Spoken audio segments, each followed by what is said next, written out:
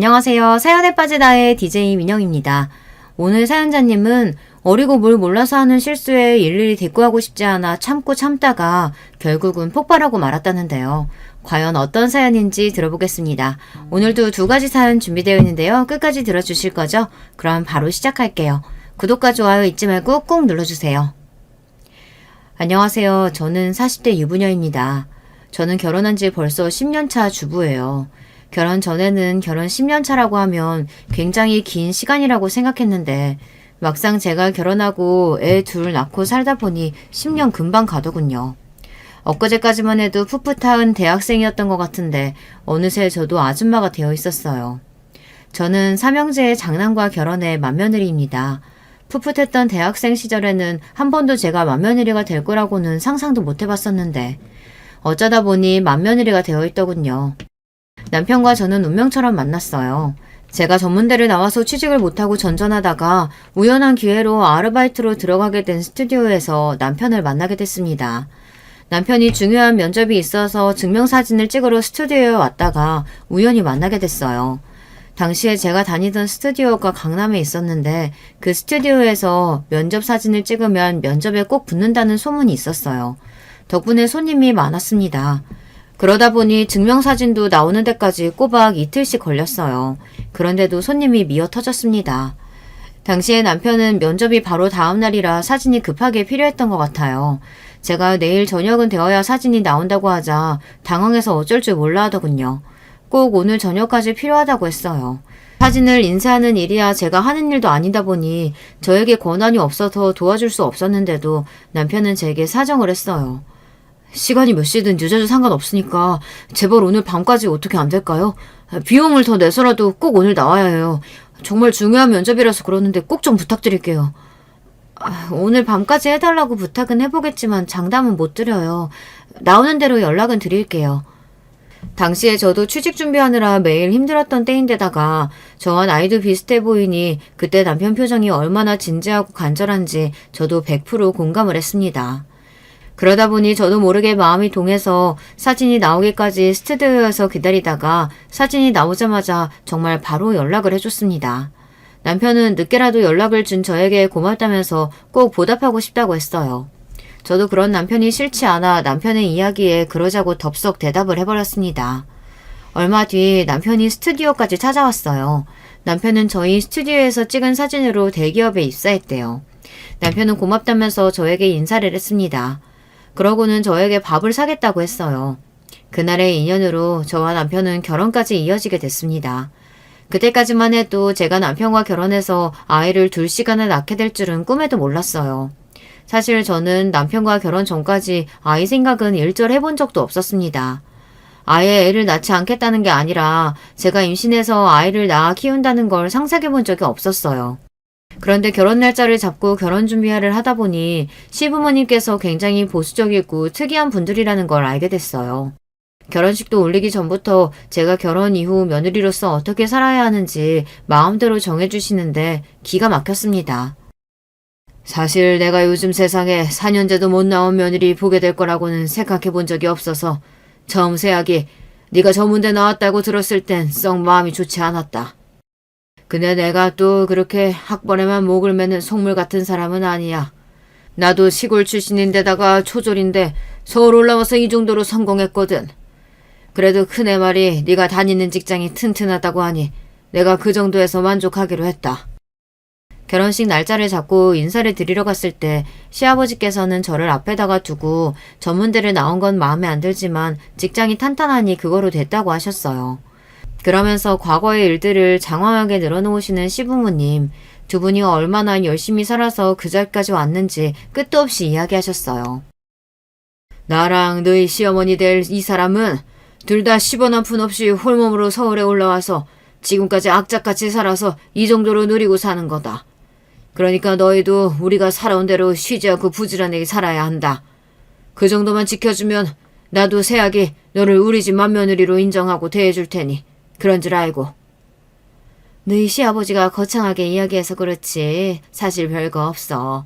그냥 결혼하면 딱 3년만 시부모님 모시고 살면서 우리 집안이 어떤 집안인지 익히고 애는 아들이든 딸이든 상관없이 둘 이상 꼭 낳으면 돼. 아참, 그리고 애 낳아도 일은 꼭 해야 한다. 요즘 세상에 남자 혼자 벌어서는 절대 애들 학비 감당 안 되니까. 시부모님은 당신들만의 규칙이 철저한 분들이었어요. 당신들이 평생 부모님 돌아가시기 전까지 모시고 사면서 애들도 키우고 일도 다 하셨대요. 왜 그렇게 남들은 힘들게 사느냐고 했다는데 시부모님은 두 분 다 본인들 인생에 100% 만족을 하신다고 했습니다. 그렇게 하루도 쉬지 않고 열심히 산 덕분에 지금의 성공을 이룰 수 있었다고요. 우리가 그렇게 안 살았으면 아들 셋을 어떻게 키웠겠어? 며느리로서 우리가 시키는 대로 성실하게만 살아주면 분가할 때 서울의 아파트 한 채랑 애 둘 교육비 정도는 대학 갈 때까지 꾹 지원해 줄 테니 돈 걱정은 하지 말아라. 듣다 보니 시부모님께서 이야기하신 규칙이라는 게 크게 어려운 일은 아닌 것 같았어요. 두 분이 평생 자식 셋을 키우면서 살아본 결과 꼭 필요한 조건들만 며느리인 저에게 요구하시는 거였어요.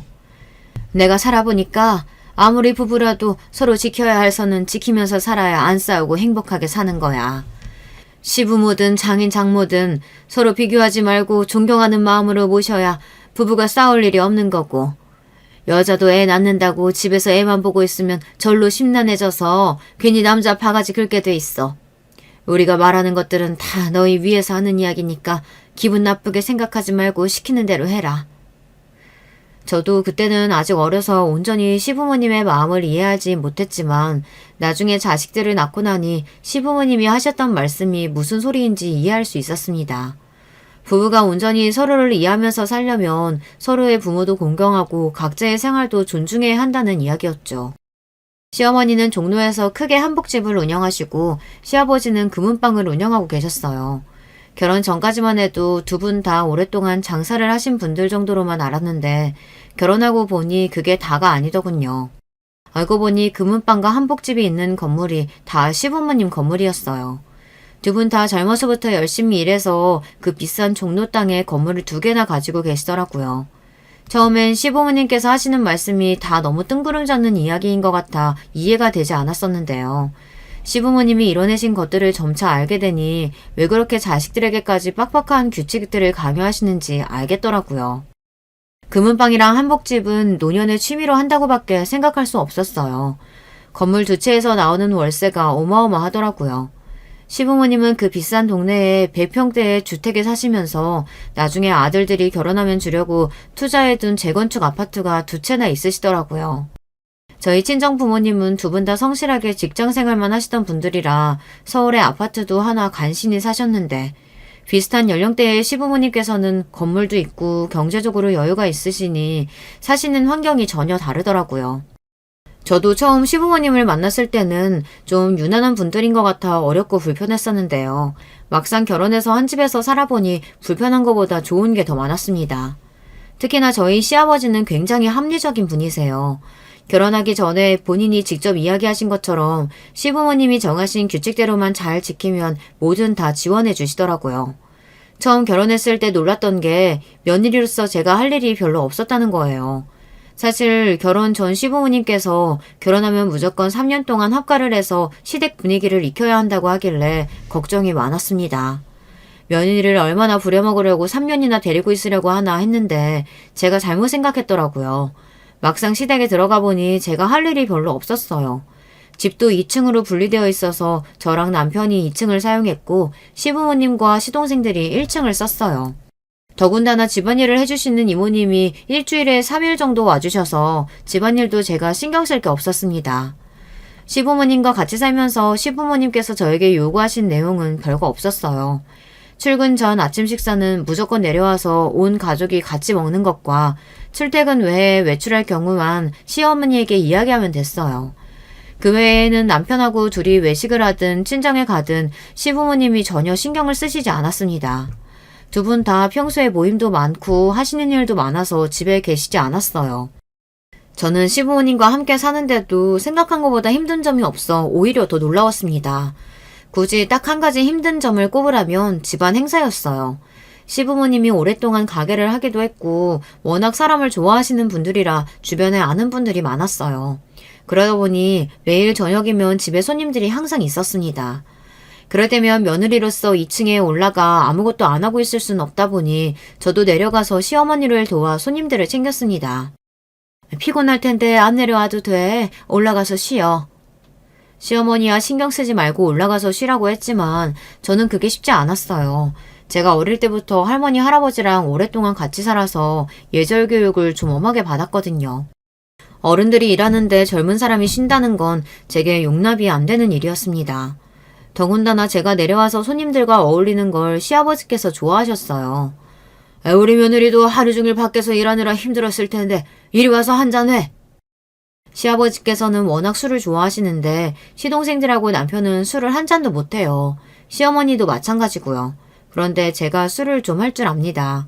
일찍이 할아버지한테 막걸리부터 소주까지 안 배운 술이 없어 주량이 센 편이에요. 웬만해서는 취해본 적이 없었습니다. 결혼하고 나서 시아버지께서 저와 술을 몇 번 드셔보시더니 좋아하시더라고요. 그 이후부터는 집에 손님들이 올 때마다 저를 소개하면서 같이 술을 먹는 걸 좋아하셨어요. 내가 살다 우리 집에 술 먹을 줄 아는 며느리가 들어올 줄은 꿈에도 몰랐다니까. 아들놈들이라고는 죄다 엄마만 닮아서 술은 입에도 한 잔 못 대는데 며느리가 이렇게 시원시원하게 같이 먹어주니 얼마나 고마운지 몰라. 평소에는 무뚝뚝하신 시아버지께서 술이 한 잔 들어가면 기분이 좋아지셔서 저를 항상 우리 며느리라고 부르셨어요. 시아버지께서 그러시는 게 좋아 저도 시아버지 손님들이 오시면 항상 같이 마시고 놀았습니다. 그러던 중 제가 첫 아이를 가졌어요. 그때를 생각하면 저는 아직도 마음이 뭉클해요. 제가 임신했다는 이야기를 했더니 시부모님께서 직접 파티도 열어주시고 용돈으로 300만 원이나 주셨거든요. 그때까지만 해도 마냥 좋기만 했습니다. 그런데 임신이라는 게 좋기만 한 일은 아니더군요. 첫애 임신했을 때 입덧으로 거의 6개월을 죽다 살아났어요. 그런 와중에도 출근은 해야 하니 냄새나는 지하철을 참고 다녔습니다. 사실 그때까지만 해도 시부모님을 원망하는 마음도 조금 있었어요. 저는 입덧 때문에 너무 힘들어서 하루하루가 고역이었는데 제 속도 모르고 시부모님께서 자꾸만 듣기 싫은 소리만 하셨거든요. 하루는 병원에서 뱃속의 아기가 아들이라는 이야기를 들은 뒤에요. 아이고 잘했다. 첫째는 든든한 아들이 좋지. 아무리 아들이 좋아도 엄마한테는 딸이 있어야 돼. 나 봐봐. 평생 남자들하고만 살아서 이렇게 외롭잖아. 뭘 걱정해. 우리 며느리는 당연히 둘째도 낳을 건데. 이왕이면 둘째는 꼭 딸이면 좋겠다. 저는 아들이고 딸이고 금방이라도 죽을 것처럼 너무 힘들었는데 시부모님은 첫째가 태어나기도 전부터 둘째 이야기를 하셨어요. 그때는 생각만 해도 너무 짜증났었는데 10개월 동안의 서름과 짜증을 한순간에 사라지게 만든 일이 있었습니다. 제가 첫 아이를 낳았을 때 시아버지께서 저에게 차를 사주셨습니다. 고생했다. 출산 선물로 뭘 해줄까 하다가 매일 배불러서 출퇴근하는 거 안쓰러워서 그냥 내 맘대로 차를 준비했어. 마음에 드냐? 애를 낳은 고통을 싹 잊을 만큼 너무 좋았습니다. 제가 20살이 되자마자 운전면허를 땄는데 돈이 없어서 차를 뽑지를 못했었거든요. 저희 시부모님은 그런 분들이었습니다. 고생에 대한 보답은 확실하게 해주시는 분들이었어요. 시부모님과 나름 애틋한 정을 쌓아가던 중 저는 3년을 채우지 못하고 2년 만에 시댁을 나오게 되었습니다. 마음 같아서는 3년이 아니라 몇 년 더 시댁에 살고 싶었는데 그럴 수가 없었어요. 때마침 시동생들이 차례차례 결혼을 했거든요. 둘째 시동생이랑 막내 시동생이 둘 다 서울대를 나와 한 사람은 연구원이고 한 사람은 교수예요. 시동생 둘 다 공부만 하다가 학교 동기를 만나 결혼까지 하게 됐습니다. 졸지야 한 집안에 서울대를 나온 사람이 넷이 됐어요. 사실 시댁에서 제가 주눅이 좀 드는 게 저만 빼고 다들 고학력자들이에요. 남편도 명문대를 나와 대기업에 다니고 있으니 전문대를 나온 건 저 하나였어요. 누가 굳이 제 앞에서 학벌 이야기를 하는 건 아니지만 저 혼자 나름대로 자격지심이 좀 있었어요. 결혼 전 시부모님을 처음 만났을 때 시아버지께서 은근히 제가 전문대에 나온 게 마음에 안 든다고 하셨으니까요. 물론 결혼한 지 벌써 몇 년이 됐고 아이도 있으니 이제 와서 그런 걸 신경 쓸 필요 없다고 생각하기는 하지만 저도 모르게 동서들을 만날 때면 주눅이 들고는 했습니다. 동서들이 차례로 결혼하면서 동서 둘 다 시댁에 들어가 살았어요. 알고 보니 동서 둘이 서울대 동문이기만 한 게 아니라 몇 년을 같이 학교를 겹치게 다닌 시기가 있어 서로 아는 사이였더라고요. 동서들이랑 저는 나이 차이가 좀 나요. 저는 결혼을 늦게 한 편이라 이미 40대였는데 동서들은 둘 다 이제 가 30이 넘었거든요. 그러다 보니 학력 차이뿐만이 아니라 세대 차이도 제법 났습니다. 더군다나 동서 둘은 같은 대학을 나온 데다가 같은 집에서 살다 보니 둘이 굉장히 가까웠습니다. 집안 행사가 있어서 만나면 저만 소외되는 느낌을 받았어요. 그러던 어느 날이었어요. 시아버지 생신이라 오랜만에 시댁에 갔는데 동서들은 어디 갔는지 보이지 않고 1층 주방에 어머님이랑 일하시는 이모님만 보이더라고요. 저는 동서들은 다들 어디 갔냐고 물었어요. 그러자 시어머니께서 하시는 이야기가 의외였습니다. 둘 다 공부만 한 애들이라 그런지 집안일은 통할 줄을 몰라. 옆에 있으면 오히려 더 거슬려서 내가 둘 다 그냥 올라가 있으라고 했어. 저도 시어머니와 2년을 함께 살아서 시어머니 성격은 잘 알아요. 시어머님은 평생 혼자 다 알아서 하시면서 살아온 분이라 자식들에게 힘든 일은 일절 시키지 않는 분입니다. 그럴만하죠. 결혼하신 이후 한복집도 운영하시며 시부모님도 모시고 아들 셋을 키우셨으니까요. 그러다 보니 저랑 살 때에도 항상 아무것도 하지 말고 올라가서 쉬라는 말을 제일 많이 하셨어요. 며느리 일 시키려고 같이 사는 거 아니라고 하시면서요. 저야 옛날 사람이라 어른들이 하지 말라고 쉬라고 해도 알아서 거드는 세대지만 요즘 며느리들은 안 그런가 봐요. 동서들한테 인사라도 먼저 하려고 올라갔더니만 둘 다 2층 거실에 누워서 텔레비전을 보며 낄낄거리고 있더군요. 역시나 동서네들과 세대 차이가 느껴졌습니다. 어른들이 괜찮다고 누워서 쉬라고 하면 정말로 누워서 쉬나 보더라고요. 저는 애써 동서들에게 웃으며 인사하고 내려가서 같이 전이라도 좀 부치자고 먼저 이야기했어요. 1층 주방에 보니까 할 일 많더라. 우리 같이 내려가서 어머님 좀 도와드리자. 안 그래도 도와드리려고 했는데 어머님이 우리가 더 걸리적거린다고 올라가라고 하시더라고요. 일하는 이모님 있는데 우리까지 뭐하러 내려가요. 더군다나 아버님 입맛도 까다로우셔서 우리가 해봐야 맛없다고 투덜거리실 게 뻔해요. 동서들은 제 말에도 전혀 내려가 볼 생각이 없는 것 같았습니다. 저는 안 되겠다 싶어 저라도 내려가려고 했는데 동서들이 슬쩍 저더러 들으라는 식으로 중얼거리더라고요. 형님은 전을 조금 붙일 게 아니라 생신상을 아예 차려드려야 하는 거 아니에요? 맏아들이라고 제일 크고 좋은 아파트 받아서 이사하셨는데. 큰동사가 농담인 듯 말을 꺼냈지만 분명 그 말에 가시가 있었습니다. 동서 말이 틀린 건 아니에요. 시동생들이 결혼하면서 제가 분가하게 되자 시아버지께서 투자해 주셨던 아파트 중 평수가 가장 큰 아파트를 저희에게 증여해 주셨거든요. 형님은 좋겠다. 첫째 낳을 때 차도 사주셨다면서요? 형님 이야기 듣고 저 너무 부러워서 결혼하자마자 애 가지려고 노력하고 있잖아요. 둘째 낳으면 뭐 해주신다고 하세요? 첫째가 차면 둘째는 명품백? 동서들은 연신 결혼하고 나서 시아버지에게 뭘 받았느냐고만 물었습니다. 듣다 보니 괜히 민망하고 뻘쭘하더라고요. 그뿐만이 아닙니다. 동서들은 제가 생각한 느낌이 아니었어요. 저도 결혼하고 몇 년 동안 며느리는 저 혼자라 빨리 동서들이 생겼으면 했어요. 저는 친정에도 오빠만 있고 여자 형제가 없어 동서들이 생기면 자매처럼 같이 놀러도 가고 쇼핑도 같이 가고 싶었습니다. 그런데 그건 제 생각이더군요. 동서들은 저와 어울리고 싶어 하지 않는 것 같았어요. 시댁에 잠깐 일이 있어서 만나도 은근히 저를 소외시켰어요. 특히나 동서 둘이 같은 대학을 나왔다는 이야기를 자주 하며 겹치는 지인이 많다 보니 자기들끼리만 아는 이야기를 하며 제가 끼어들 틈을 주지 않았죠. 그런 일이 자주 있고 나서는 저도 굳이 동서들과 친해지려고 노력하지 않았어요. 사실 저도 당시에 애 둘 낳고 키우면서 직장 생활하느라 정신이 없었거든요. 시아버지께서 결혼 전에 정한 규칙 중 하나가 아이를 낳아도 일은 꼭 해야 한다는 거였습니다. 물론 그 규칙 때문에 억지로 일하는 건 아니었지만 힘든 순간이 한두 번이 아니었습니다. 그만큼 시부모님께서 챙겨주시기는 했어요. 일이 생길 때마다 시부모님이 애들을 봐주시기도 했고 아이들 교육비를 일체 다 시부모님이 지원해 주셨어요. 요즘 애들이 다들 영어 유치원에서 사립초등학교까지는 필수 코스라는데 우리 귀한 손주들도 그 코스대로 해야지. 돈 걱정은 하지 말고 할 수 있는 건 다 시켜. 그래. 요즘은 우리 애들 키울 때랑 달라서 수영도 해야 되고 악기도 한두 가지 할 줄 알아야 한다더라. 한 살이라도 어릴 때야 금방 배우니까 뭐든 알아봐. 요즘 엄마들 사이에서 애들 교육 제대로 시키려면 아빠의 무관심과 시부모님의 경제력이 필수라더니 우리 집이 딱 그 모습이었어요. 시부모님은 저와 남편이 성실하고 열심히 사는 만큼 저희 아이들에게 정성과 지원을 아끼지 않으셨습니다. 동서들도 시댁에서 분가에 나오면서 조카들을 낳았어요.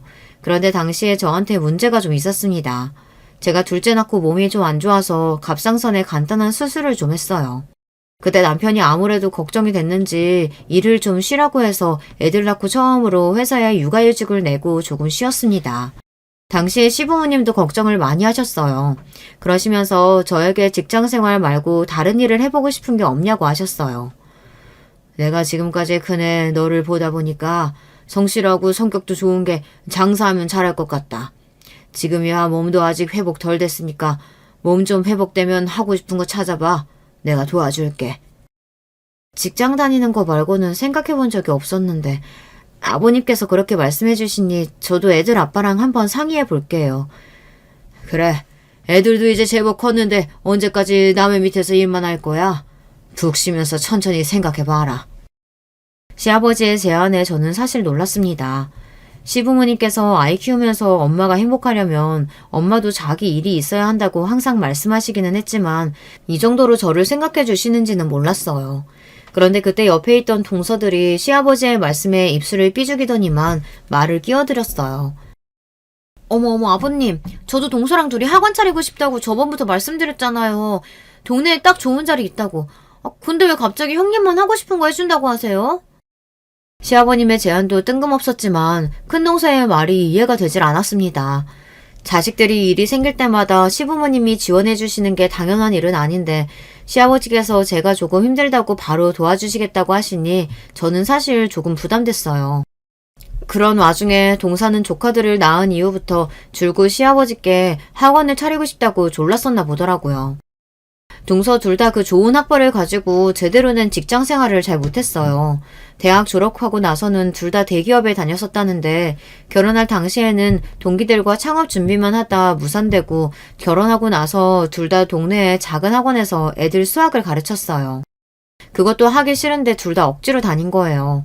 시아버지께서 며느리들이 애 낳아도 꼭 일을 해야 손주들 교육비를 지원해 주신다고 했으니 어쩔 수 없이 다닌 거죠. 그것도 나중에는 시부모님 앞에서는 다니는 척하며 동네 공부방에서 시간제로 일주일 서너 번 일하는 것 같더라고요.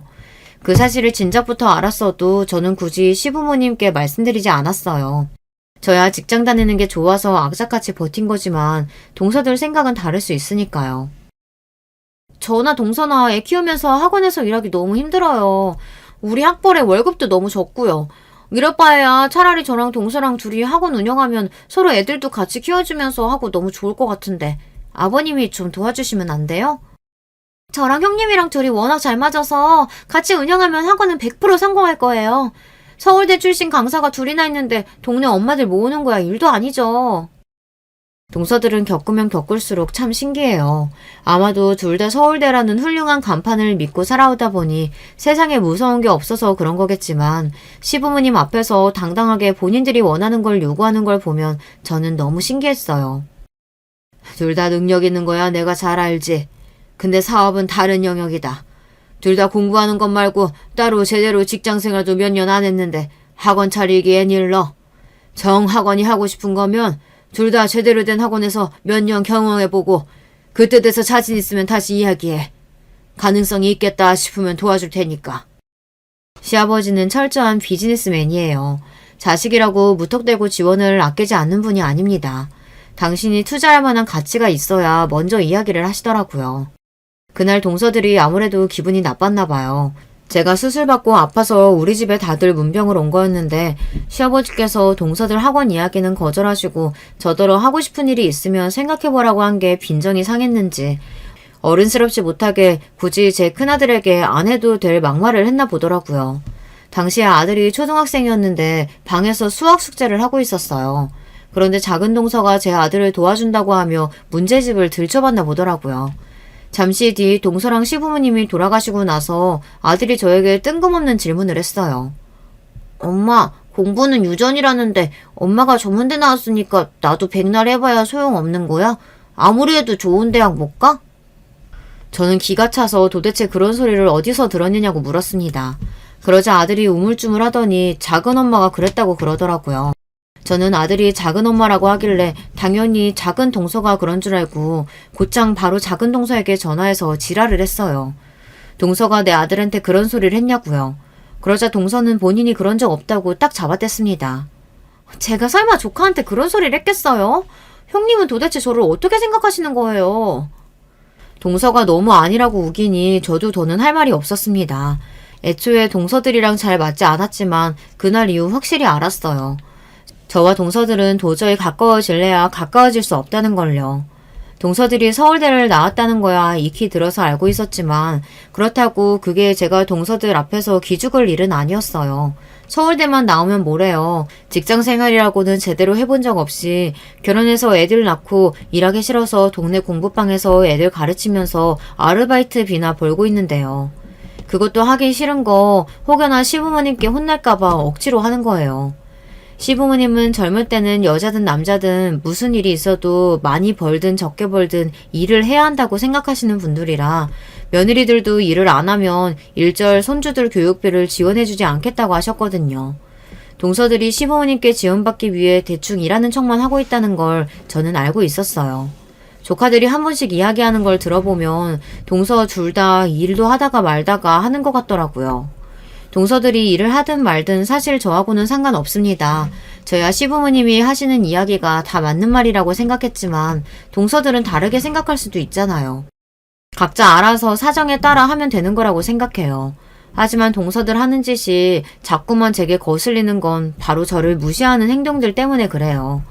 막내 동서가 결혼한 지 얼마 되지 않았을 때부터 큰 동서랑 둘이 같은 서울대 출신이라고 쿵짝이 맞아 은근 저를 따돌렸거든요.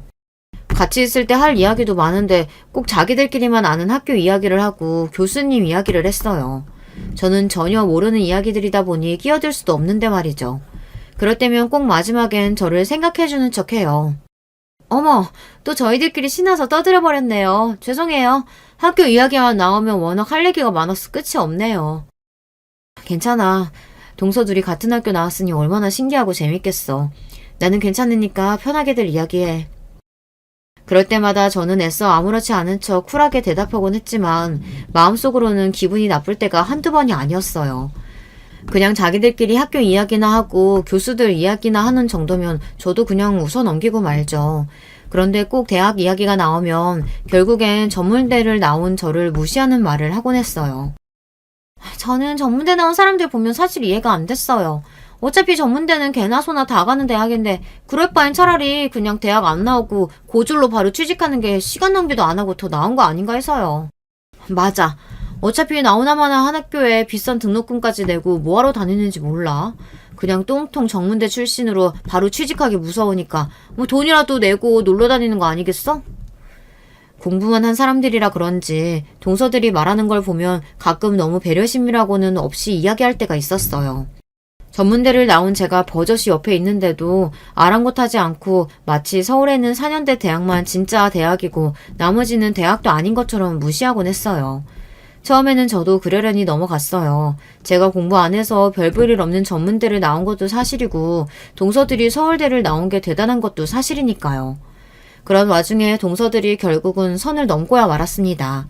제가 지금까지 참아준 것도 모르고 그날은 아주 작정하고 제 속을 뒤집었어요. 발단은 이랬습니다. 큰 동서랑 작은 동서 애들이 같은 유치원에 다녀요. 조카들 다니는 유치원 친구 엄마 중에 유독 동서를 싫어하는 애엄마가 하나 있었어요. 가끔 그 엄마 이야기가 나오면 둘 다 흥분해서 욕을 하더라고요. 오늘 애 데리러 오는데 입은 옷 보셨어요? 애엄마가 무슨 옷을 그렇게 화려하게 입고 다녀요? 나는 무슨 파티라도 가는 줄 알았어요. 남편이 힘들게 남의 입 들여다보면서 번 돈으로 여자가 사치 부리는 거지 뭐. 집에서 일도 안 하고 노는 여자가 무슨 그렇게 비싼 명품만 입는지 몰라. 정말 꼴 보기 싫다니까.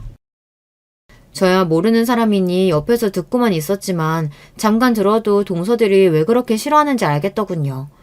그 집 아빠가 치과 의사이고 그 집 엄마가 꽤 화려한 스타일이니 셈이 나서 싫어하는 거였어요. 그런데 최근에 또 그 엄마랑 일이 조금 있었나 보더라고요.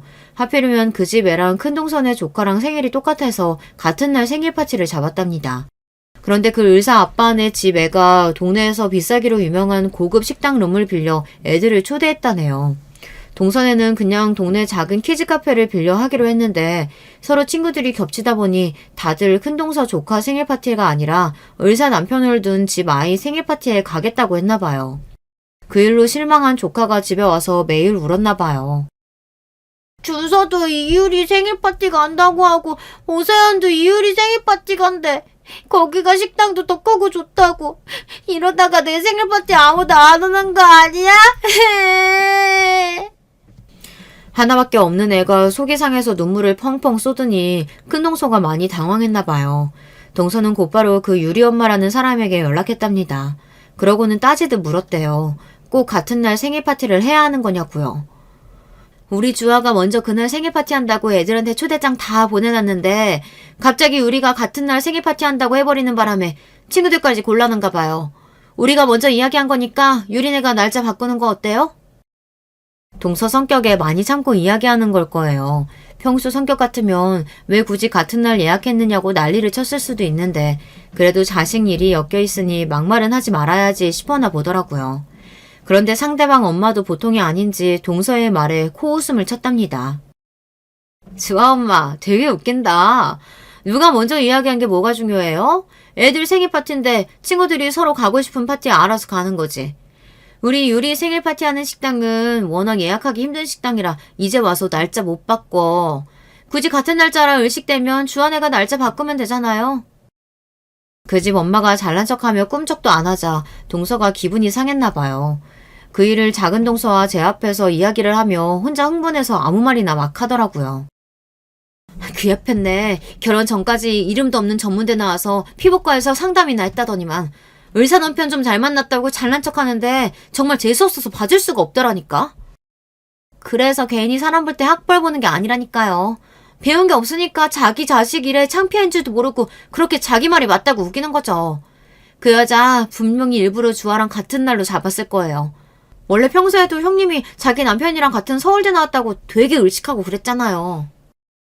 큰 동서랑 작은 동서는 언제 봐도 둘이 죽이 척척 맞았습니다. 저는 듣다 동서들 하는 이야기가 듣기 싫어 괜히 고개를 돌리며 한마디 했습니다. 이미 다 예약한 거라 날짜 바꾸기는 아무래도 힘들어서 그런 거겠지. 설마 주아 생일 파티 망치려고 그러는 거겠어? 애들끼리 서로 친구고 계속 볼 사람들인데 애들 일로 얼굴 붉혀봐 뭐해. 저는 가만히 있기 뭐해서 그냥 한 이야기였는데 동서들은 제 말이 거슬렸나 봐요. 순간 표정이 싹 바뀌더군요. 어머, 형님이 몰라서 그래요. 그 여자 평소에도 작은 형님 서울대 나온 거 가지고 의식하면서 자꾸 재수없게 굴었다니까요. 분명 일부러 주아 생일 파티 맞춰서 예약한 거예요. 굳이 확인도 안 되는 일을 나쁘게만 생각할 거 뭐 있어. 그런 식으로 생각하면 끝도 없지. 동서들 하는 소리가 듣기 싫어서 저도 일부러 퉁명스럽게 말했습니다. 별일도 아닌 거 가지고 작은 동서와 큰 동서 편을 드는 것도 꼴보기 싫었거든요. 그때였어요. 큰 동서가 들릴 듯 말 듯 작은 소리로 작은 동서 귀에다가 수근거렸습니다.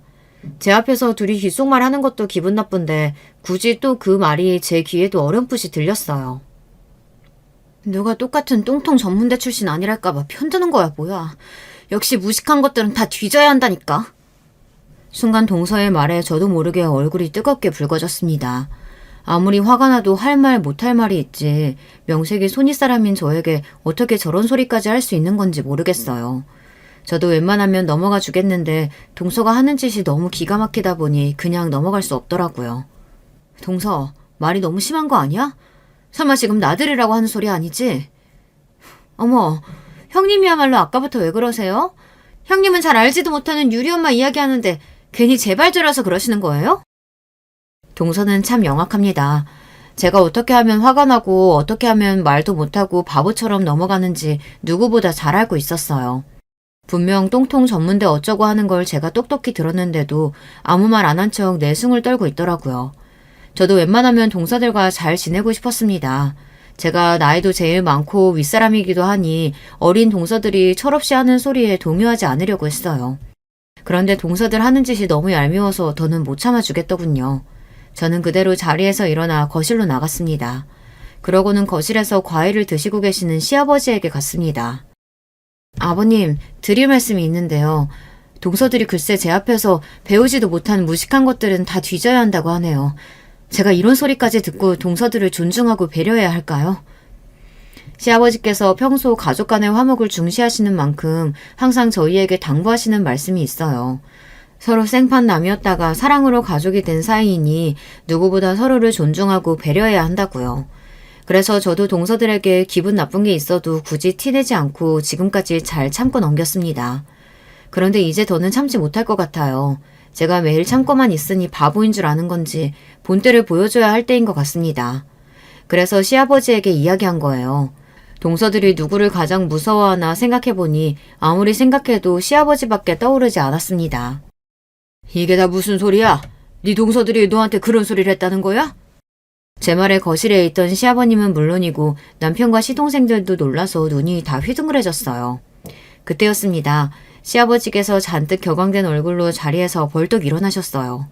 그러더니 저와 동서들이 있던 방으로 다가가 문을 벌컥 열었습니다. 그네 말이 사실이냐? 어디 감히 손이동서한테 그런 되먹지 못한 말을 할 수가 있어? 너희들 설마 지금까지 우리 없을 때 그네 앞에서 그런 말도 안 되는 소리 하고 그런 거야? 시아버지의 갑작스러운 등장에 당황한 동서들은 자리에서 우물쭈물하며 어쩔 줄을 몰라 했습니다. 아버님, 그게 아니고요.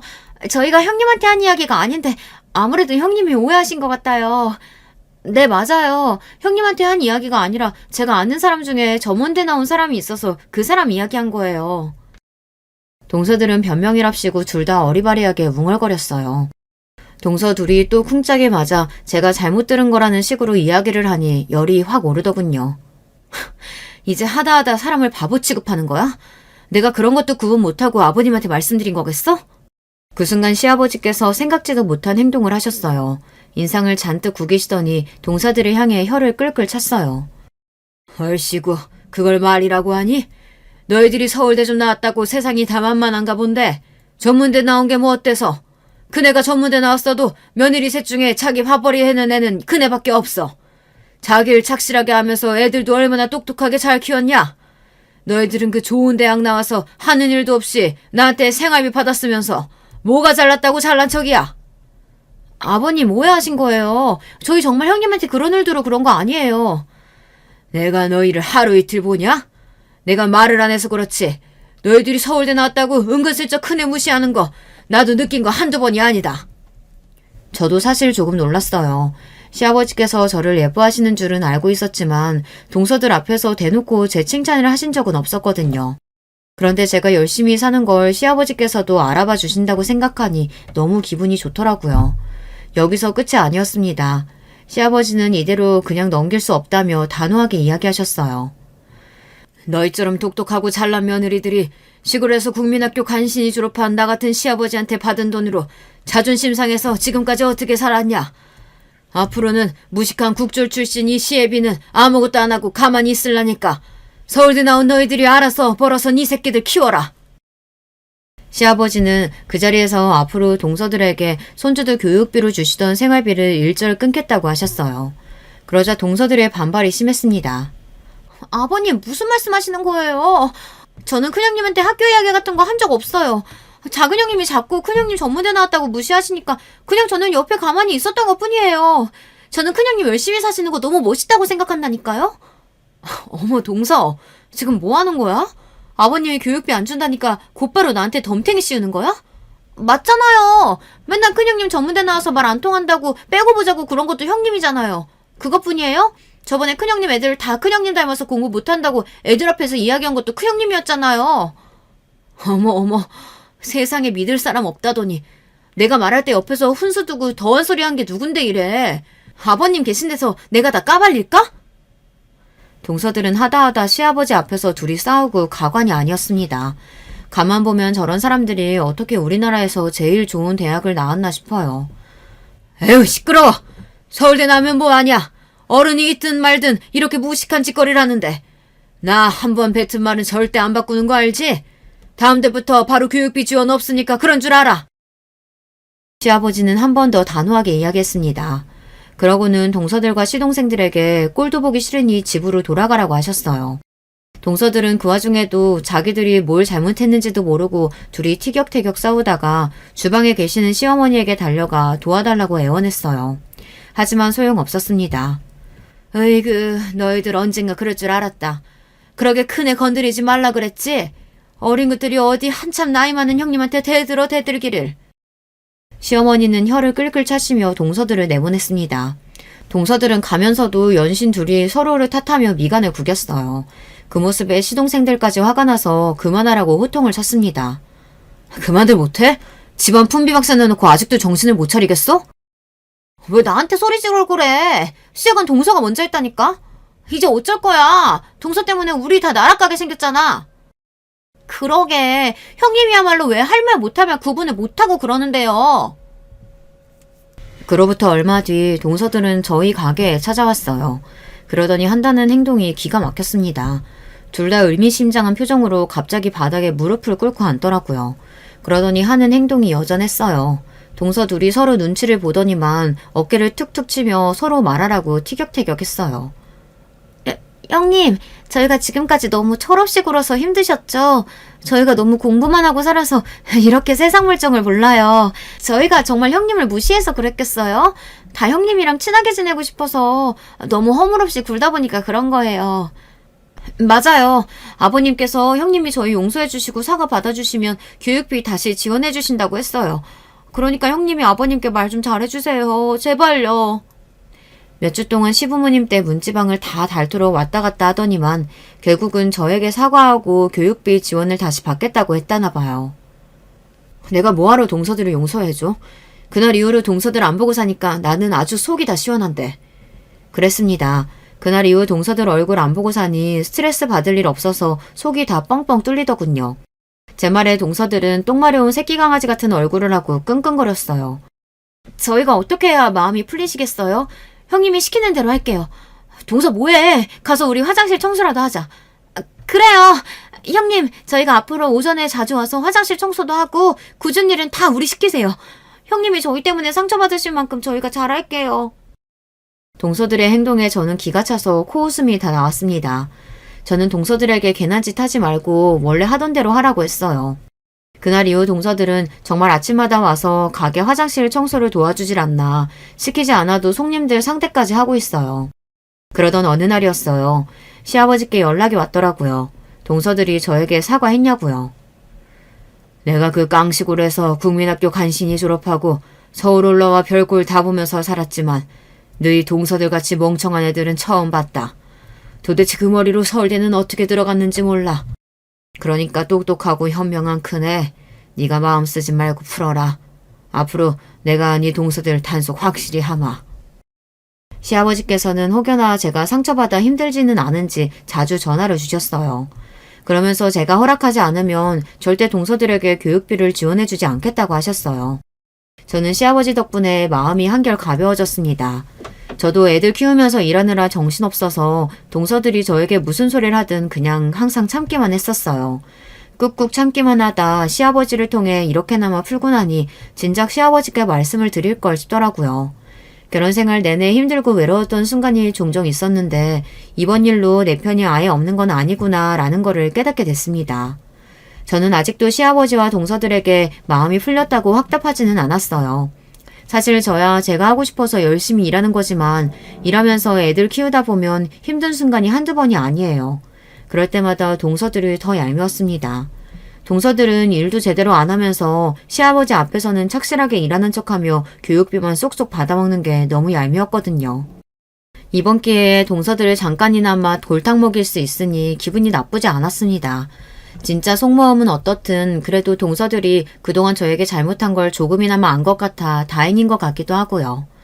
저는 어느 때보다 속이 시원합니다. 언제까지인지 몰라도 당분간은 동서들이 시아버지와의 약속대로 저에게 실수하지 않고 열심히 일하는 모습을 지켜보려고 해요. 인생 선배님들께서는 얄미운 동서들에게 어떤 식으로 복수를 해보셨는지 저와 비슷한 경험이 있으시면 댓글로 남겨주세요. 저도 여러분의 경험담 참고해서 다시는 동서들에게 당하지 않는 현명한 맏며느리가 되어보도록 하겠습니다. 지금까지 저의 이야기 들어주셔서 감사해요. 여러분의 가정은 항상 화복하시길 바랄게요. 여러분, 두 번째 사연 시작하기 전에 좋아요, 구독 꼭 눌러주실 거죠? 그럼 두 번째 사연 바로 시작합니다. 안녕하세요. 저는 서울에서 남편과 같이 딸을 키우며 사는 30대 후반 여자입니다. 아까 아이 학교 데려다주고 오는데 날씨가 너무 좋더라고요. 확실히 이제 여름인가 봐요. 이렇게 날씨 좋을 때 가족여행을 가면 좋잖아요. 그래서 주말엔 시간 내서 딸을 데리고 가까운 바다에 갈까 생각 중입니다. 여러분도 계획이 있으신가요? 소중한 주말이나 휴일에 가족과 즐거운 시간 함께 보내시길 바라요. 오늘은 저한테 얼마 전에 일어난 사건에 대해 말해보려고 합니다. 바로 동서와 있었던 일인데요.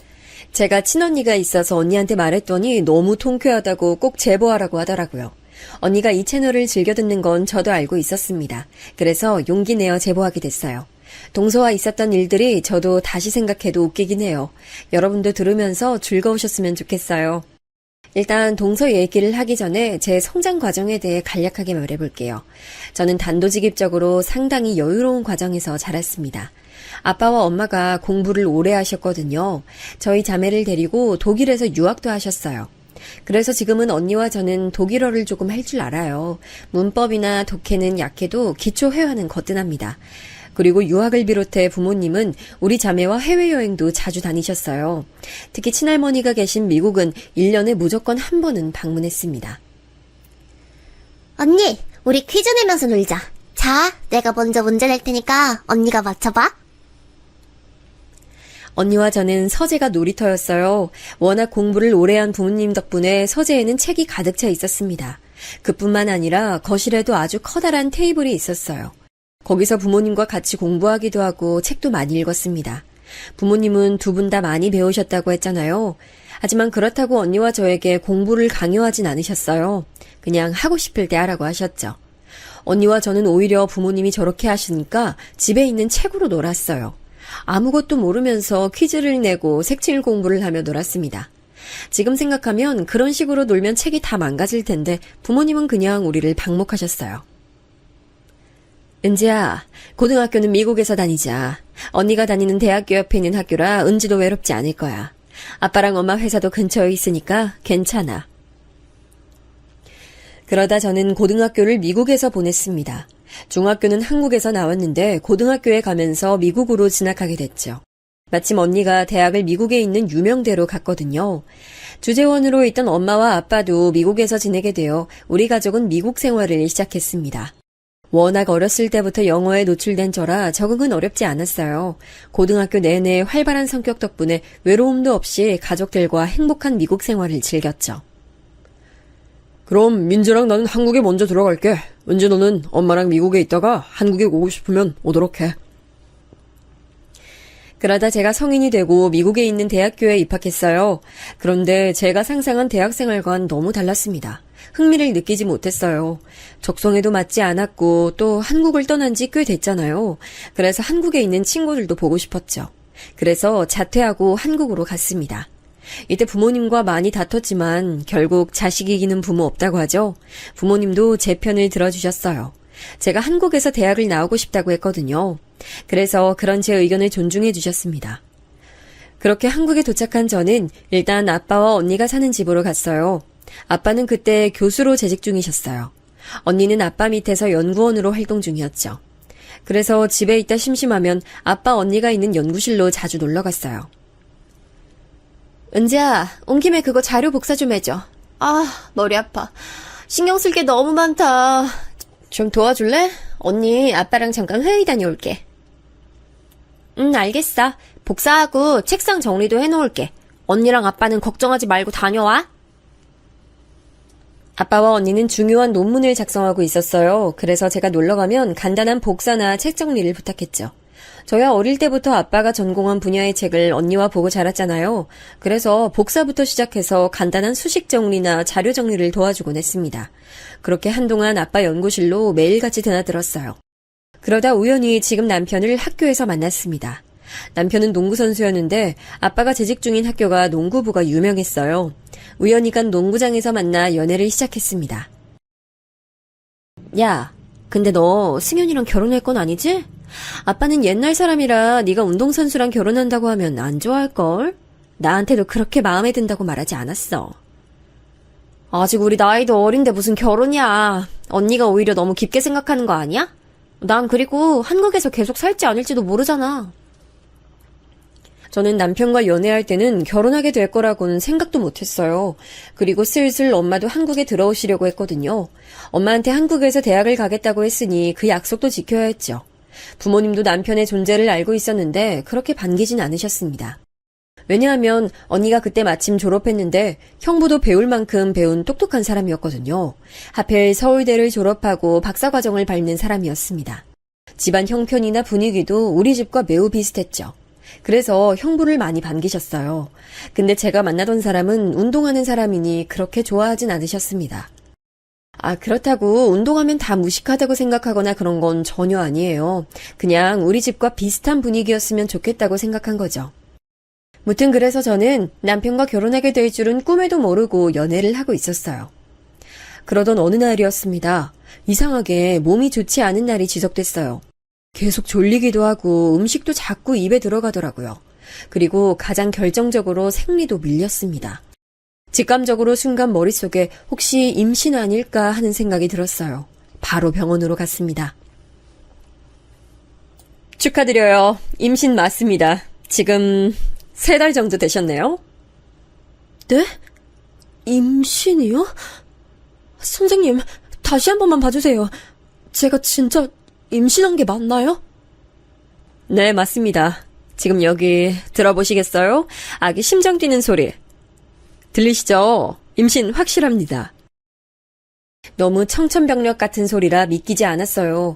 너무 어린 나이였고 대학도 가지 않은 상태였으니까요. 그런데 아기 심장 소리를 들어보신 분들은 아실 텐데 막상 소리를 들으니 지우기도 쉽지 않았습니다. 저는 모성애라는 게 전혀 없는 줄 알았거든요. 그래서 언니가 아기가 생기면 모성애가 생긴다는 말을 들었을 때 코웃음을 치기도 했죠. 그런데 막상 제가 직접 귀로 들으니 아기를 지운다는 건 말도 안 됐죠. 그리고 바로 남친에게 연락해서 상황을 알렸어요. 그래? 나는 우리 아기 낳아서 키우고 싶어. 생명이고 소중한 존재잖아. 우리한테 와준 게 행운인데 우리가 부모님 잘 설득해서 낳는 게 어때? 남편 말을 들으니 저도 순간적으로 용기가 생겼습니다. 지금 생각하면 참 어려서 가능한 생각이었어요. 그런데 또 막상 부모님께 말하는 건 절대 쉬운 일이 아니더라고요. 입이 도저히 떨어지지 않았습니다. 하지만 배는 점점 불러오고 있었어요. 설상가상으로 엄마도 미국에서 완전히 한국으로 넘어오셨죠. 그래서 남편과 저는 그냥 일단 매도 빨리 맞는 게 좋다 생각하고 무작정 우리 집으로 먼저 찾아갔습니다.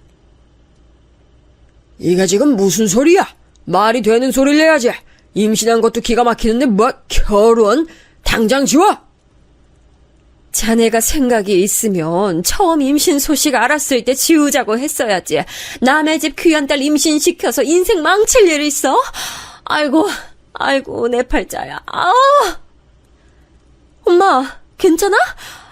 여보 물 좀 떠다 줘. 너희 지금 제정신이니? 갑자기 임신 소식을 알리는 것도 웃긴데.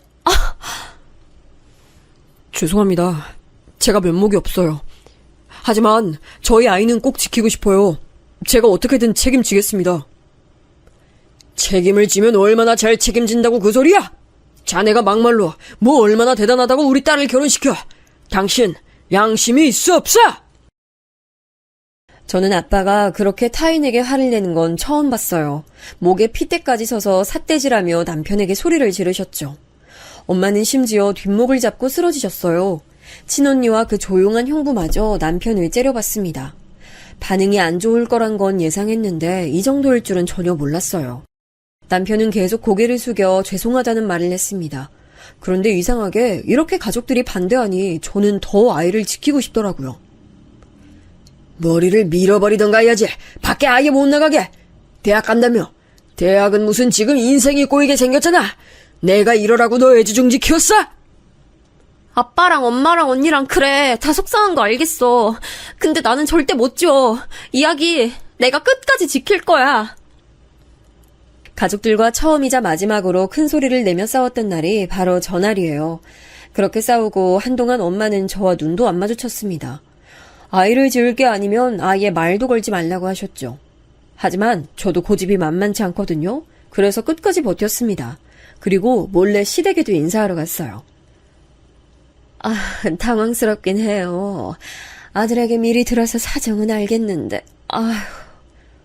우리 아들도 그렇고 아가씨도 그렇고 아직 너무 어려서 걱정이 됩니다. 아기가 아기를 낳는다는데 아유 이게 또 딸 가진 부모랑 아들 가진 부모 입장이 다르니까 참. 시부모님은 대놓고 우리 부모님처럼 역정을 내진 않으셨어요. 다만 계속 우리 부모님 눈치가 보인다고 하셨습니다. 당연히 결혼에 대해 긍정적으로 말씀하진 않으셨죠. 남편과 저는 이때도 우리는 아이를 키우겠다고 확고한 의지를 보여드렸습니다. 결국 어떻게 됐냐고요? 자식 이기는 부모 없다잖아요. 결국 저는 아이를 낳았습니다. 후기로 갈수록 심하게 배가 불러서 결혼식은 못했어요. 동네 창피해서 차마 나도 말을 못하겠어. 입양도 생각해봐. 아직 이르니까 혼인신고도 하지 말고. 알겠어? 그냥 일단 조용히 살아. 엄마는 내가 그렇게 창피해? 아기 키우고 나중에 대학 가도 늦지 않아. 엄마가 날 그런 식으로 대하면 나 너무 속상해. 엄마야말로 속상해. 네가 어떻게 엄마한테 이러니? 언니처럼 정상적인 사람하고 연애해서 결혼하고 아기 낳으면 엄마가 뭐라 해? 부모님과는 꾸준히 갈등이 있었어요. 엄마는 심지어 태어날 우리 아이를 입양 보낼 생각도 하셨습니다. 사실 부모님의 반대가 매우 심했던 건 바로 시댁의 경제적 형편 때문이었어요. 시댁은 안타깝게도 잘 사는 집은 아니었습니다. 남편에게 나중에 듣기론 운동도 집에 돈이 있어야 성공할 수 있다 하더라고요. 남편은 타고나게 키가 컸고 실력이 좋아 그나마 버티고 있었던 거라고 했습니다. 시부모님은 갑자기 생긴 아이 때문에 우리가 살림을 합치게 됐으니 서울에 있는 집을 바로 마련해주진 못하셨어요.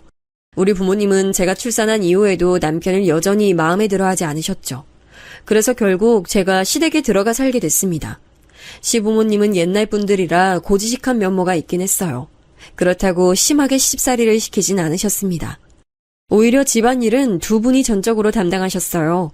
남편에겐 동생이 한 명 있었는데 남자였어요. 도련님은 그때 고등학생이었습니다. 운동 쪽으로 나간 남편과 달리 도련님은 공부를 매우 잘했어요. 그래서 온 가족이 도련님 눈치를 봐야 했죠. 형수님, 애기 우는 거 좀 달래주세요. 저 집에서 도저히 집중이 안 되잖아요. 울음소리가 얼마나 거슬리는지 아세요? 아, 죄송해요. 금방 그치게 할게요. 달랜다고 달래는데, 시끄럽죠. 저 공부 잘하는 거 아시죠? 성적에 예민하잖아요. 형수님도 아시면서. 도련님은 학업 스트레스가 이만저만이 아니었는지 저에게 매번 불만을 표출했어요. 어찌나 눈치가 보였는지 모릅니다. 시부모님도 저에게 시집살이를 안 시키는데 신우이도 아닌 미성년자 도련님의 눈치 때문에 제가 많이 힘들었던 기억이 나네요. 아기는 딸이었습니다. 우리 친정 부모님은 아기가 태어나고 시간이 지나자 점점 태도가 변하셨어요. 분명히 아이를 지우라고 하고 입양 보내라고 했었는데 아이가 커가면서 아이를 받아들이기 시작하셨습니다. 예쁘긴 하네. 아유, 너 어렸을 때랑 웃는 얼굴이 너무 똑같다. 역시 딸 아니랄까봐. 아유, 그래, 뭐 필요한 거 있으면 말해. 엄마와 아빠는 제가 대학에 가지도 않고 바로 아기를 키우는 게 안타까우셨나 봐요. 당신들이 나서서 제 일도 구해주셨어요.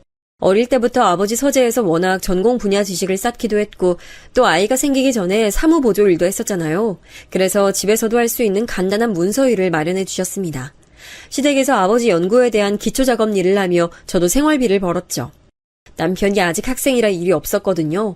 친정 부모님은 조금씩 마음이 풀리기 시작한 뒤로 넌지시 독립을 제안하셨습니다. 김서방하고 따로 둘이 나와서 살래? 돈은 엄마랑 아빠가 보태줄게. 네가 편한 방향으로 생각해봐. 부담 가지지 말고. 알겠지? 아니야, 괜찮아. 시부모님이 나한테 잘해주셔. 그리고 지은이 키우는 것도 나보다 훨씬 잘 봐주고 계셔. 실제로 시부모님, 특히 시어머니는 제 딸아이 육아를 정말 많이 도와주고 계셨어요. 어쩌면 남편과 저보다 더 열정적이고 세심하셨죠. 시어머니가 요리를 잘하셔서 제가 딱히 시댁에서 살림하는 것도 없었습니다. 청소나 빨래는 시아버지가 다 하고 계셨거든요. 우리가 해준 것도 없는데 아가 네가 몸이라도 편해야 하지 않겠니? 난 네가 우리 집이라고 생각하고 편하게 있었으면 좋겠어. 그렇게 말씀해 주시니까 제가 너무 감사하죠. 지은이 육아도 두 분이 거의 다 해주시니까요. 그렇게 저는 시댁살이가 힘들지 않았습니다. 친정에서 도움을 주겠다고 해도 나가지 않은 이유가 바로 이것 때문이었죠. 또 남편이 졸업하고 선수 생활을 시작하면서는 더욱 분가 생각이 없었어요. 아무래도 운동선수라 제가 내조할 일이 많았거든요. 경기에 따라다니고 그러면 시간이 부족했습니다. 제가 제 일도 있으니 많은 육아에 신경을 쓰기 힘들 때마다 시부모님이 많은 도움을 주셨죠. 그리고 그렇게 살면서 시간이 흘러 도련님이 대학에 갔고 졸업하고 바로 취업하더니 결혼한다고 동서를 데려왔어요. 분명히 제가 처음에 결혼할 때 미성년자였는데 어느새 커서 결혼한다고 하니까 감회가 새로웠습니다. 제가 영어 강사로 일하고 있어서 영어는 자신 있어요. 해외파는 아니고 국내에서 공부했는데 저처럼 잘하기 쉽지 않다고 원장님이 말씀하셨어요. 저도 그 말에 전적으로 동의해요. 어머님, 아버님, 혹시 해외 가실 일 있으시면 저 데리고 가세요. 제가 통역해 드릴게요. 동서의 첫인상은 굉장히 자신감에 차 있었어요. 당당하고 자신에 대해 뽐내는 걸 자연스럽게 하더라고요. 영어 강사로 일한다던데 굳이 거기서 제가 영어를 잘한다는 사실을 알리진 않았습니다. 남편은 제가 영어를 잘하는 걸 알고 있었는데 시부모님은 잘 모르셨어요. 결혼도 아이가 생겨 얼떨결에 결혼식도 없이 살게 된 경우라 우리 집안에 대해 잘 모르셨습니다. 워낙 무던한 시부모님 덕분에 동서는 결혼 허락도 쉽게 받았어요. 그런데 동서는 보면 볼수록 신기한 사람이었습니다. 형님, 혹시 아까 부엌에 있던 애플, 사과요. 사과 못 보셨어요? 제가 밥 먹고 후식으로 먹으려고 했거든요. 나이프, 칼은 있는데, 어디 갔지? 동서는 본인이 영어를 잘한다는 자부심이 굉장히 강했어요. 그래서 일상생활에서 말할 때도 단어에 영어를 꼭 섞어 말했습니다. 사실 속으로 많이 웃겼어요. 어린 시절과 고등학교까지 해외에서 나온 제가 듣기엔 너무 부족한 실력이었거든요. 그래도 티를 내면 민망하니까 혼자 속으로 넘겼습니다. 동서와 갈등을 일으키기도 싫었거든요. 그런데 저는 시댁살이를 하고 있었으니 자꾸 보게 되더라고요. 동서는 허영심도 좀 강한 편이었어요. 예를 들어 친언니가 자기가 사용하지 않는다며 제게 명품백을 하나 줬을 때가 있었어요. 언니는 워낙 형부도 잘 사는 편이라 가방이 많았습니다. 근데 저는 명품에 관심이 없기도 했고 또 남편이나 제 벌이가 높은 편이 아니니 가방이 없었어요. 야, 넌 무슨 그래도 명품 가방은 하나 정도 있어야 나중에 결혼식 갈 때 쓰지. 언니 집에 가방 많으니까 이거 하나 가져. 그래도 명색이 교수부부 딸이면서 그렇게 시장 바구니를 들고 다니면 어떡해. 언니, 나는 근데 이런 명품에 관심이 없어. 그리고 뭐 어때? 교수부모님이어도 내가 대학도 못 나왔잖아. 말이 나와서 그러는데 너 이제 지은이도 어느 정도 컸잖아. 수능 봐서 대학 가는 거 어때? 일단 입학하고 졸업하면 그 뒤는 엄마랑 아빠가 알아서 해주실 텐데. 진짜 관심 없어? 언니 말을 듣고 곰곰이 집에 와서 생각했어요. 남편이 선수 생활을 언제까지 할 수 있을지도 몰랐거든요. 또 현실적으로 아이가 크면서 들어가는 돈도 만만치 않았습니다. 시부모님은 경제적으로 우리 부부에게 도움을 주실 수 있는 형편은 전혀 아니었어요. 남편도 완전히 잘 나가는 선수는 아니었으니 현실적으로 제가 대학에 가서 취직하는 게 어쩌면 좋은 방법이었습니다. 그래서 다소 충동적으로 서점에 가서 수능 대비책을 구입했어요. 일단 그래도 책 보면서 공부는 해보려고. 올해가 아니어도 내년도 있으니까. 내가 공부해서 대학 가면 당신한테도 도움 될 수 있잖아. 부모님도 내가 지은이 낳으면서 대학 못 가서 거기에 대한 아쉬움도 커 보이고. 당신 하고 싶은 대로 해. 나도 당신이 결혼하면서 인생 계획이 틀어진 것에 대해서 항상 죄책감 있었거든. 만약에 대학 가면 그때 슬슬 우리도 독립하자. 남편도 저에게 응원한다고 해줬어요. 시부모님도 제 얘기를 듣더니 제가 편한 대로 다 하라고 하셨죠. 그래서 저는 집에 수능 관련 책을 사놓았는데 이 사소한 계기가 동서와 저의 관계에 큰 파장을 일으킬 줄은 상상도 못했습니다. 앞서 말했듯 동서는 자기에 대한 자부심이 굉장한 사람이었어요. 사실 서방님은 어려서부터 공부를 잘했다고 했잖아요. 그래서 대학도 국내에서 손꼽히는 명문대를 졸업했습니다. 동서와 서방님의 공통점이 있다면 둘 다 학벌주의가 굉장히 심하다는 거였어요. 둘 다 직업이 학원 강사라서 더욱 대학 서열에 민감한 사람들이었죠. 서방님도 본인이 집안에서 제일 똑똑해서 주목을 많이 받았으니 공부에 대한 집착이 강했거든요. 그런데 동서는 서방님보다도 더 심했습니다.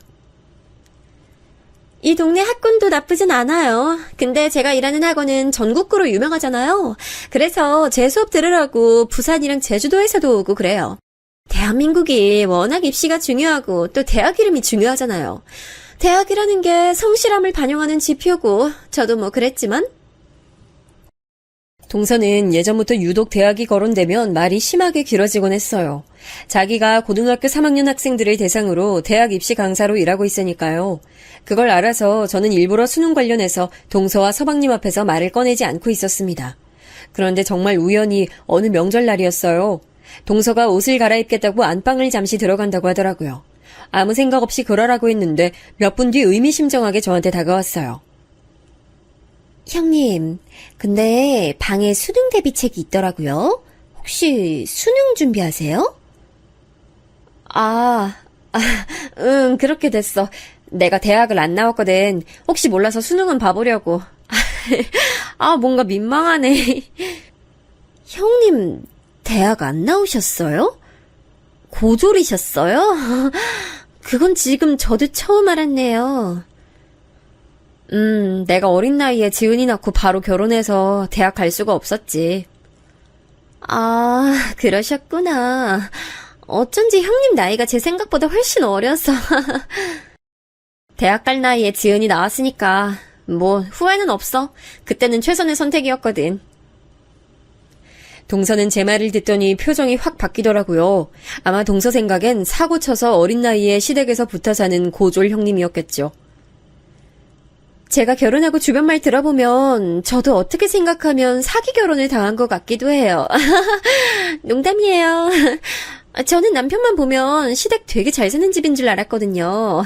근데 이렇게 평범한 집안에 형수는 고졸인 줄은 몰랐네. 아니 뭐 그럴 수도 있나? 그래도 시부모님이 사람은 다 좋으셔. 우리한테도 딱히 기대하거나 그러시는 거 없잖아. 그렇긴 하죠. 전 솔직히 형님이 명품백도 입고 그러셔서 대학을 안 나온 줄은 몰랐어요. 그런데 아주버님도 운동하셔서 지은님 나중에 고등학생 되면 우리 학원 보내세요. 남편하고 저랑 전담으로 봐드릴게요. 안 그래도 남편이 자기가 지은이 때문에 공부하기 힘들었다고 했었거든요. 전 그 말이 무슨 말인가 했는데. 동서는 아마 오해를 한 것 같아요. 제가 능력도 없이 어릴 때 사고 쳐서 시댁에 빌부터 사는데 철없이 명품백을 사서 들고 다니는 사람으로 생각하는 것 같았죠. 그런데 그렇다고 제가 나서서 해명할 필요는 없었습니다. 그냥 그러고 싶지 않았어요. 그리고 아예 틀린 말도 아니니까 그냥 무시했습니다. 그리고 그 뒤로 동서의 은근한 무시가 조금 반복됐어요. 언제는 가족끼리 다 같이 바다에 놀러 갔는데요. 시부모님을 모시고 강원도 해안가로 놀러 갔습니다. 강릉으로 갔는데 강릉이 관광도시잖아요. 그래서 외국인 관광객도 많았습니다. 딸은 예전부터 외국인을 보면 신기해했거든요. 그날도 우리가 갔던 식당 옆에 외국인이 앉아 있었어요. 우와, 엄마 외국인이야. 나는 외국인 실제로 보면 너무 신기해. 나도 영어 잘하면 나중에 외국인들하고 말할 수 있겠지? 그러게, 외국인이다. 나중에 지은이도 영어 자유롭게 할 수 있으면 말 걸어봐. 저는 제가 이미 영어를 잘해도 딸에게는 영어 공부를 강요하지 않았습니다. 왜냐하면 강요하는 순간 하기 싫어질 수도 있잖아요. 그래서 나중에 본인이 원하면 시킬 생각이었어요.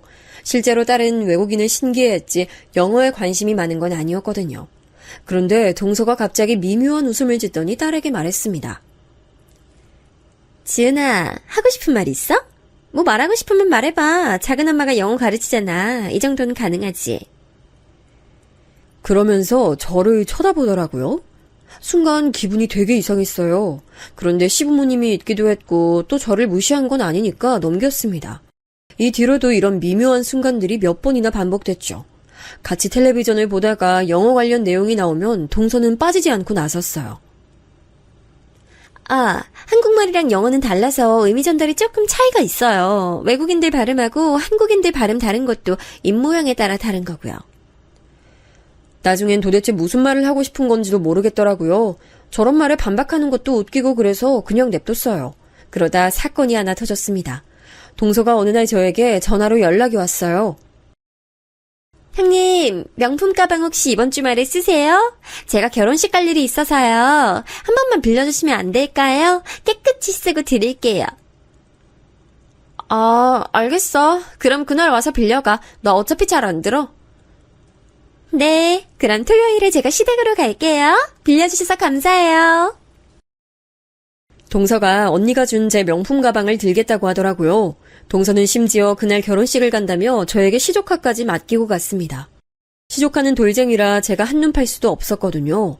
그런데 중요한 자리라고 맡기고 가니 어쩔 수 없이 돌봐줬죠. 하필이면 시부모님도 그날따라 시골에 가신다고 자리를 비우셨어요. 그래서 혼자 우리 딸과 시조카를 동시에 보느라 얼마나 힘들었는지 모릅니다. 남편도 훈련이 있어 집에 없었거든요. 그런데 분명히 늦어도 3시면 온다고 했던 동서는 제가 아이들에게 저녁을 먹일 때까지 오지 않았어요. 훈련 갔던 남편이 올 때까지 돌아오지 않았죠. 전화를 몇 번을 했는데 받지도 않더라고요. 결국 저녁 9시가 돼서야 동서는 시댁으로 찾아왔습니다. 그런데 동서는 멀쩡한 정신이 아니었어요. 잔뜩 술에 취해 모르는 사람이 부축해서 겨우 왔더라고요. 아이씨, 그러니까, 형님은 고졸이잖아요. 근데, 저보다 걱정이 없는 것 같아요, 인생이. 술주정하는 모습을 보고 한숨이 나왔어요. 남편도 옆에서 재수 씨를 데려가라고 서방님에게 전화를 걸었죠. 그런데 한 가지 이상한 점이 있었습니다. 바로 동서가 빌려간 제 가방이 없었어요. 동서, 혹시 내 가방은 어딨어? 아니, 결혼식 가서 얼마나 마신 거야. 내 가방은 그거 우리 친언니가 나 준 거야. 몰라요. 그래, 그 가방.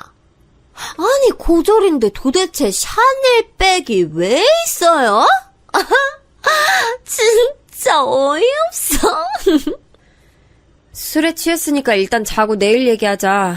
그리고 자꾸 고졸이라고 나 무시하는 것 같은데 기분 나빠. 술 취한 사람한테 내가 무슨 말을 하겠어. 저도 더는 못 참아서 할 말을 했죠. 그리고 동서를 재우고 다음 날이 됐습니다. 형님, 저 기억이 하나도 안 나요. 제가 그렇게 술에 취했어요? 죄송해요. 뭐 영상이라도 찍어놓지 그러셨어요. 오랜만에 동창 만났더니 술이 쭉쭉 들어가더라고요. 특히 우리가 명문대라 각자 너무 잘나서 한 번에 모이기가 힘들어요. 알겠는데 동서, 내 가방은 어딨어? 애초에 올 때 안 들고 왔던데 어제 친구들한테 연락해봐. 가방이요? 네? 제가 연락해볼게요. 에이, 설마 제가 형님 가방 잃어버렸을까봐요? 저 말의 끝으로 동서는 조카를 데리고 시댁을 나섰어요. 그런데 어찌된 일인지 동서는 그대로 연락 두절이 됐습니다. 제 연락을 아예 피하더라고요. 제가 아무리 연락해도 받지 않아서 남편이 대신 서방님에게 연락했어요. 재수씨가 그때 잃어버린 가방 말이야. 그래, 그거. 뭐라고? 무슨 소리야? 그럼 네가 대신 가져와. 아니, 나는 잃어버린 줄 알았더니 그게 너희 집 안방에 있다고? 그럼 왜 연락을 안 받았대? 남편에게 들은 말은 충격적이었어요. 차라리 잃어버린 거면 모르겠는데 동서는 제 가방을 자기 집 안방에 두고 생활하고 있더라고요. 서방님이 물어보면 아무렇지 않게 제가 마음껏 쓰라고 했다고 하더라고요. 기가 막혔습니다. 저는 이 사건을 그냥 넘어갈 생각이 없었어요. 단순히 이 사건만 보면 그럴 수 있었는데 이제껏 쌓아온 일들이 있으니까요. 동서, 이제야 전화 받네? 도대체 예전부터 나한테 왜 그래? 고졸이라고 무시하고 가방 가져가서 안 주고 나한테 뭐 열등감이라도 있어? 형님, 제가 형님한테 왜 열등감이 있어요? 열등감은 저보다 잘난 사람한테 있는 게 열등감이에요. 뭐? 말 다 했어? 그렇게 대학이 중요하면 동서는 하버드나 예일대학교 가지. 왜 국내 대학 나와서 그래? 뭐 얼마나 대단한 학교 출신인데? 아니, 한국 사회에서 대학의 의미가 어떤지 모르세요? 한국인 맞아요? 그리고 단순히 대학 때문이 아니고 형님 하고 다니는 거 보면 은근히 명품이나 비싼 거 많던데 그거 다 우리 남편 돈에서 나온 거 아니에요? 뭐? 그건 또 무슨 소리야. 알아듣게 말해. 저랑 남편이 시부모님께 드리는 생활비요. 그 돈으로 형님이 누릴 거 다 누리는 거 아니냐고요. 힘들게 공부해서 열심히 일해 번 돈인데 그걸로 잘 먹고 잘 사는 거 보면 솔직히 좀 그래요. 지금 무슨 소리를 하는 거야? 우리 시부모님 용돈에 손 전혀 안 대. 동서, 오해가 있는 것 같아. 우리 전화로 이러지 말고 만나서 얘기해. 저는 동서 말을 들으며 머리를 한 대 맞은 기분이 들었어요. 오해도 단단히 하고 있더라고요. 동서는 제가 대학도 나오지 않았는데 자기들 돈으로 명품도 사고 비싼 옷을 입는 줄 알았던 거죠. 하지만 그건 완전히 동서의 착각이었습니다. 저와 남편은 시부모님에게 결혼하고 한 번도 손을 빌린 적이 없거든요. 오히려 우리 친정 부모님의 도움을 받았으면 받았죠. 실제로 저는 저 때도 아빠 연구실에 가서 가끔 일을 돕고 있었어요. 그런 식으로 일하고 돈을 받으며 생활비에 보태고 있었는데 동서의 오해는 너무 억울했습니다. 그런데 동서는 심지어 저와 대화를 나누려고 하지도 않았어요. 저 뒤로 또 연락을 받지 않았거든요. 저 혼자 문자도 보내고 남편이 서백님에게 연락해도 노골적으로 피하는 그들을 보며 남편과 얼마나 어이가 없었는지 모릅니다. 그러다 사건이 확실히 터졌는데요. 그날은 설날이었어요. 그래서 서방님과 동서와 조카를 보는 날이었죠. 저 전화 이후로 처음 보는 날이라 저는 며칠 전부터 편두통이 얼마나 심했는지 몰라요. 그래도 이왕이면 오해를 풀고 싶은 마음이 컸습니다. 서로 가족이고 또 평생 볼 사이잖아요. 동서랑 서방님이 마침내 시댁으로 왔어요. 시부모님이 계셔서 그런가 대놓고 저에게 싫은 티를 내지는 않더라고요. 그런데 동서가 안방으로 가는 게 보여 따라갔더니 제 가방을 침대에 올려놓더라고요. 그래도 제가 분위기를 풀어보려고 했는데 저는 제 눈이 잘못된 줄 알았습니다. 아니 동서, 가방이 왜 이래? 이거 완전 시장 바구니보다 못한 상태잖아. 아, 예준이가 놀다 그랬어요. 죄송해요. 그게 다야? 아니, 명품 가방에 누가 이렇게 얼룩덜룩하게 색연필로 낙서를 내? 죄송하다고 했잖아요. 저는 형님하고 더 감정 상하고 싶지 않은데. 형님 왜 그러세요? 그건 내가 할 말이야. 나야말로 동서랑 잘 지내고 싶어. 근데 동서 태도가 너무 잘못한 사람 치고는 당당하잖아. 내가 이상한 거야? 동서와 언성이 높아지며 밖에 있는 시부모님 눈치가 보였어요. 저는 그래도 명절이고 어른들도 계시니까 이쯤에서 그만했죠. 나중에 다시 말하려고 했습니다. 그러다 시부모님과 서방님과 남편이 큰 집에 다녀온다고 집을 나섰어요. 집에는 동서와 조카 그리고 저와 딸만 남았습니다. 그런데 우리만 남자 동서는 갑자기 영어 동화책을 거실로 가져왔어요. 예준아, 이리 와. 엄마랑 영어 공부하자. 이렇게 미리 해야 나중에 대학도 좋은 곳까지, 안 그래? 고졸로 살면 안 돼요. 동서, 지금 뭐라고 했어?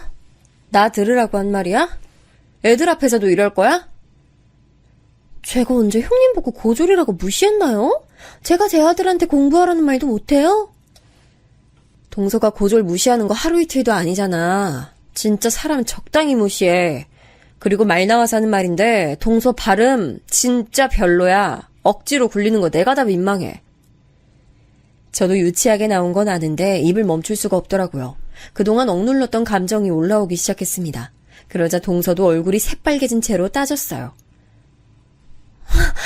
저 지금 대학 입시 영어 강사예요. 고졸인 형님한테 발음 지적을 당해야 돼요? 고졸이 알파벳은 알아요? 파닉스는 알고 저한테 그러시는 거냐고요? 뭐? 알파벳? 파닉스? 나 고등학교 미국에서 나왔어. 지금 내 앞에서 영어로 우쭐대는 거야? 기가 막혀서 진짜. 그러면 저는 뭐 영국에서 나왔네요. 말론 누가 못해요? 됐어요. 그만해요. 동서가 먼저 시비 걸었으면서 뭘 그만해. 동서, 진짜 그렇게 살지 마. 저와 동서가 언성을 높이며 싸우니 딸과 조카가 울기 시작했어요. 순간 애들 앞인데 제가 너무했나 싶어 미안했죠. 저 뒤로 동서와 저는 냉전으로 식구들이 올 때까지 기다렸습니다. 속이 부글부글 끓었어요. 식구들이 집에 왔고 저와 동서는 티를 내지 않았습니다. 속으로만 다시는 동서를 상대도 하지 말아야지 생각했죠. 그리고 실제로 설날 이후로 서로 안부 연락도 하지 않았습니다. 3월엔 시아버지 생신이라 같이 한정식집에서 식사도 했는데 동서와 저는 눈도 마주치지 않았어요. 불편한 마음이었는데 제가 잘못한 건 없다고 생각해서 먼저 다가가지 않았습니다. 그러다 오늘 사연의 핵심인 사건이 터졌어요. 제가 아빠가 일하는 연구실에서 도움을 주고 있다고 했잖아요. 저도 이제 몇 년을 일해서 어느 정도 아는 게 많이 생겼습니다. 그래서 아빠와 언니도 저를 더 의지하기 시작했어요. 딸, 요즘 너무 바쁘다. 내일도 나올 수 있어? 마침 스승의 날이라 제자들이 찾아올 것 같아. 많이 바쁠 예정인데 도와줄 수 있을까? 알겠어. 지훈이 학교만 보내고 바로 갈게요. 아빠가 스승의 날이라 찾아오는 제자들이 많다며 제게 도움을 요청하셨어요. 아빠는 실제로 영향력도 강한 사람이고 다정해서 학생들이 졸업하고 계속 찾아왔거든요. 또 인맥이 매우 넓으세요. 그래서 제자들 취업 자리도 나서서 알아봐 주시죠. 그런 아빠에게 고맙다고 찾아오는 제자들이 많으니 기꺼이 가서 도와줬습니다. 그런데 저는 아빠 연구실에서 너무 놀라운 얼굴을 보게 됐어요. 동서? 동서? 아니, 여기 무슨 일이야? 형님? 형님이야말로 여기 무슨 일이세요? 아니, 아니, 그러니까 여기 대학교, 우리 아빠 연구실인데? 내가 예전부터 아빠 연구 돕고 있었어. 설마 동서, 우리 아빠 제자야? 형님이 정 교수님 따님이세요? 아이고, 미정이 왔니? 여기 우리 둘째 딸이야. 인사해. 아빠의 소개에 동서와 저는 서로 당황하기 시작했습니다. 알고 봤더니 동서는 아빠의 제자였어요. 그것도 지금 대형 학원에서 일하는 것도 아빠가 원장님이랑 아는 사이라 추천으로 들어갔더라고요. 어안이 벙벙했습니다. 저보다 더 당황한 건 동서였죠. 얼굴이 새빨개져서 어쩔 줄 몰라 하더라고요.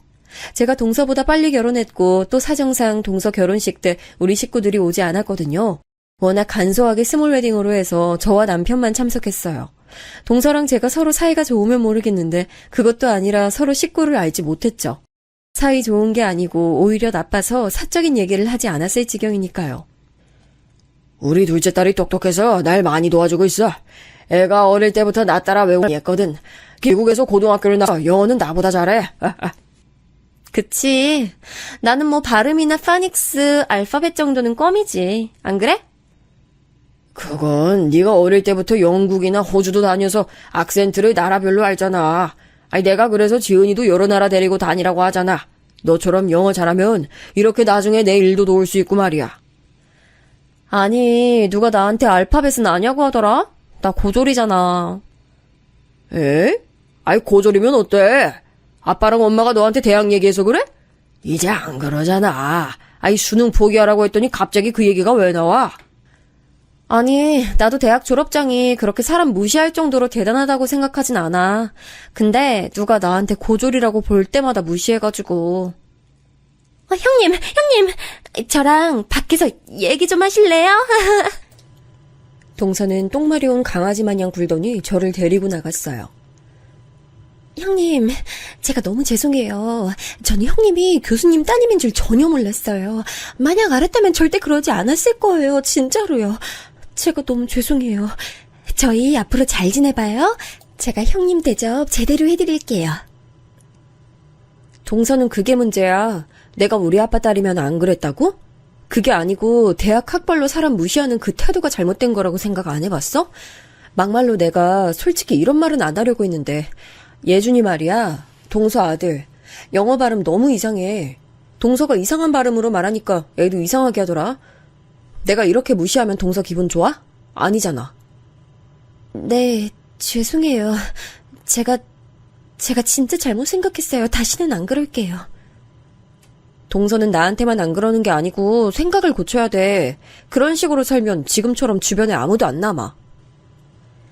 저 말을 하는데 어찌나 통쾌했는지 모릅니다. 그동안 동서는 저를 항상 내리깔을 봤거든요.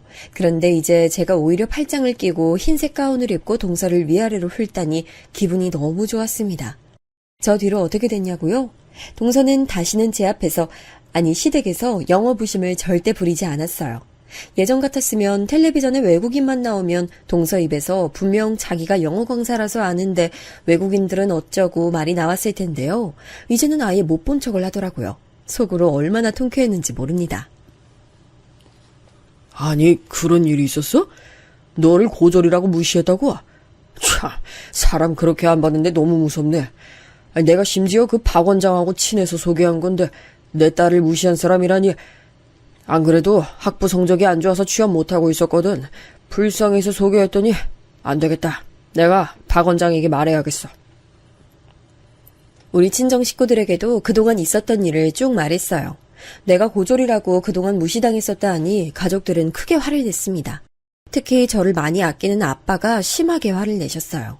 그리고 통쾌한 일이 일어났습니다. 형님, 제가 정말 너무 죄송해요. 다시는 그러지 않을게요. 저 그 학원 잘리면 그 정도 월급 받을 수 있는 곳이 없어요. 거기가 동종업계 최고 대우였거든요. 한 번만 봐주세요. 네? 형수님, 저도 이렇게 빌게요. 아내가 거기 그만두면 현실적으로 월급이 반은 깎여요. 그것까지 제가 신경 써야 하나요? 저는 고졸이라 생각이 짧아서 그렇게는 안 되겠어요. 직장은 알아서 해결하세요.